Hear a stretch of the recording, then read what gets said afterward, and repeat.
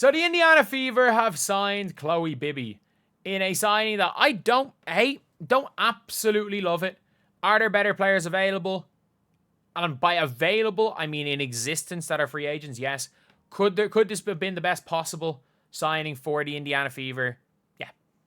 It absolutely could have been the best possible signing for the Fever. No question about that. There is a world where none of the better players are willing to come over, and you got Chloe Bibby, she's a sure thing. Maybe they're like, look, we don't want to take a risk. Maybe they just don't want to take the risk at all. And at the end of the day, you can kind of see why. You can kind of see why teams will go and do that. But at the same time, Chloe Bibby is a player that's had a lot of success.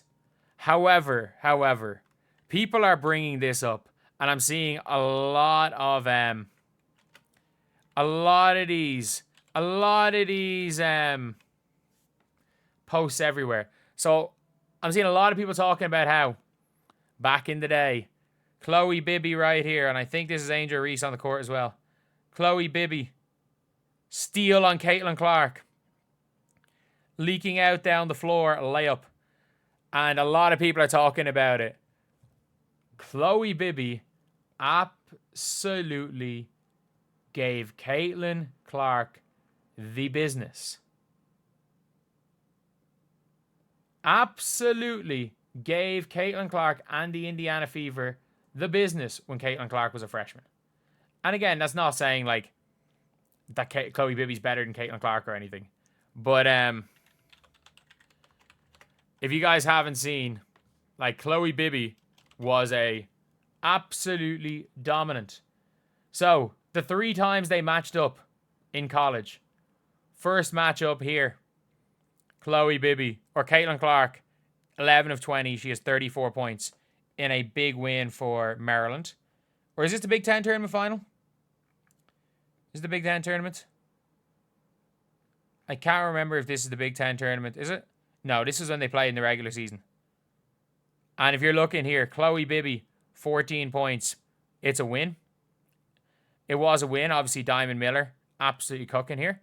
But the next time they played, Chloe Bibby had 21 points on 13 shots in a game where Maryland, who in their defense were a lot better than Iowa that year. Like, that Maryland team had Angel Reese coming off the bench. And by the way, I get it. It was freshman Angel Reese. Like, we're not out here saying a senior starting over a freshman means they're better than a freshman or anything. But, like, she did start over Angel Reese. She kept Angel Reese on the bench. 9 of 13 with 21 points in a win. She kept Angel Reese on the bench. And then in fairness, Angel Reese did cook. Was she there in 2022? She had 16 points in the win in 2022. And, like, if you're looking with Cheyenne Sellers there, Chloe Bibby for her WNBA career, she only played 5 games, but 6 points in 13 minutes is actually kind of impressive. It is kind of impressive for a WNBA career. Like, if you look at her stats, but if you look at her stats in college, she was putting up ridiculous numbers by the end. So for Mississippi State, she was averaging 11.9 points per game in 2019. And if I'm not mistaken, I think they made the finals that year. If I'm not mistaken, I think they might have made the finals. I need to double check. But it was, I can't remember. I think they made it. Mississippi State women's basketball. When did they make the finals? So they won. Oh, no, sorry. It was 2017 and 2018. She only averaged 3.9 points when they made the finals, unfortunately. But averaging 13 points on a Maryland team who were one of the Big Ten champions and one of the best teams in the nation. And then went overseas, did quite well. But she was absolutely hooping in college. And again, did give Caitlin Clark the business a couple of times. Gave Caitlin Clark and her team the business a few times. And with that being said, I think there is a lot to be said for, you know, having a good career at different levels. Like, and again, coming out of college, she only got a training camp contract, didn't get drafted. and then has managed to fight her way. Up the leagues. If you guys don't know, again, she played in Spain this year, and she's like on the year, she averaged a lot. Like she was in the NBL South, which NBL 1 South, which I don't think is the greatest league in the world. Golden State Valkyries in Asia Cup, averaged 8 points per game in only 14 minutes per game. So she's at least good in limited minutes. And then for Girona was really, really good this year. Like in Euro Cup, I was 17.1. But again, it's not like Girona are the greatest team in the world. But she did okay.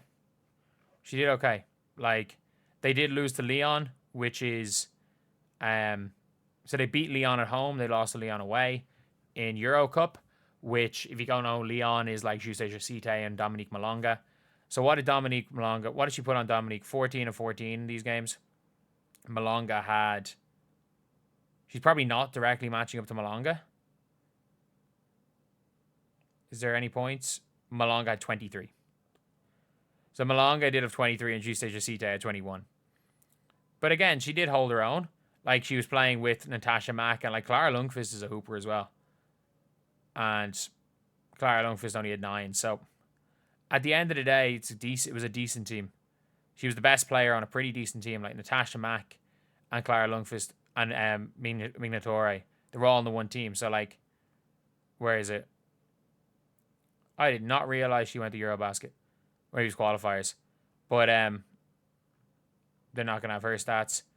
And again, Migna Torre, she was obviously doing better than her, so they don't have her stats for playing Europe. Either way, like you saw that in college, like clips of her playing against Caitlin in college, like she has been, regardless of where she's been successful in her career. So I do hope that, you know, the Bibby cooking Caitlin in college kind of like hangs on, and you know, she's able to kind of build on from that, and she's able to start playing pretty well.